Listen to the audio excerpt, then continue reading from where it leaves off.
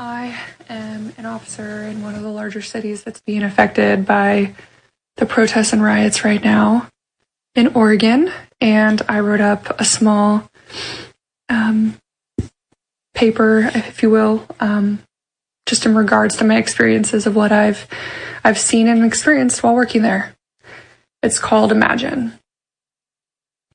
Imagine obtaining your career goal that you've worked so hard for your entire life, getting signed on to serve the community in hopes to help people, give them justice, and hold people accountable for criminal activity.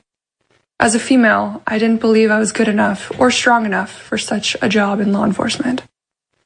I worked hard and was hired on by a city I loved and saw a future in advancing my career with. I was offered other agencies, but I chose this one. I've happily been involved in many church and community events over the years and have developed long-lasting positive relationships with that community that I serve. Working with children, teens, elderly, giving them high fives, ride-alongs, and supportive talk groups, as well as resources to help them long-term in their lives.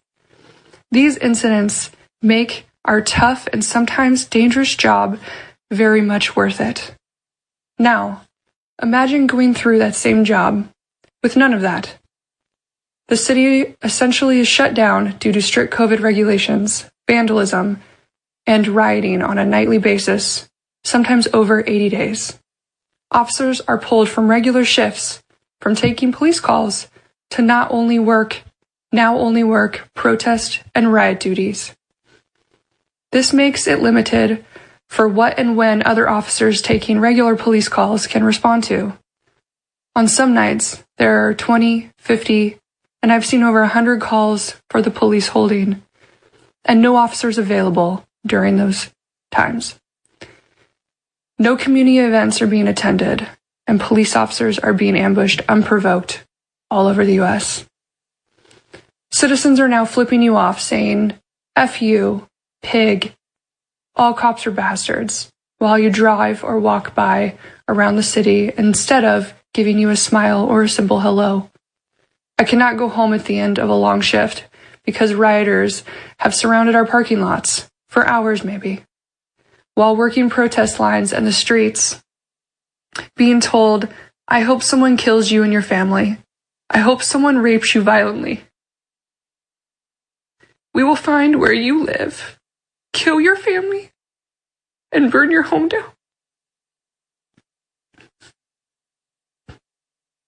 I submit forms to the city attempting to shield these rioters from finding you and your family's home or private information. The courts deny the motion and may be releasing your personal information soon. I rarely want to work overtime anymore, but I feel guilty because almost every shift is below minimum staffing on the streets, making the risk even higher for you and your coworkers. Imagine having fireworks, feces, urine, rocks, bricks, and other dangerous items thrown at you during these riots. Imagine not being able to react to those criminal actions or behaviors until it is deemed a certain level of dangerous. Not only have we been accused of starting fires and perpetuating the violence at these riots, the undertone of the city's administration is that we are the root cause of this violence. The police, by default, make the situation worse, which is, in my opinion, false. To my knowledge, our organization is up to date on the national standards of policing. Therefore, the people who are speaking out that we are unqualified or not trained properly have no evidence that these statements are correct and are purely speaking on emotions at this point. So what do you do? What can you do? Working for the city downtown right now is like working on a burning ship. Anytime you try to make change by putting out these fires, it quickly gets reignited because your captains, which are political leaders, are throwing fuel on the fire.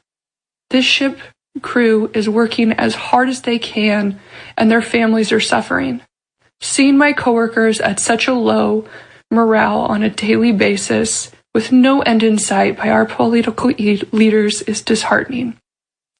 Many are considering and have put in applications to other agencies.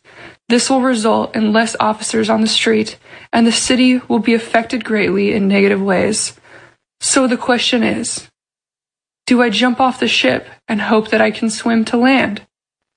Or do I stay with my crew, my career, and attempt to continue putting out the fire with little to no helpful leadership in hopes that change may come?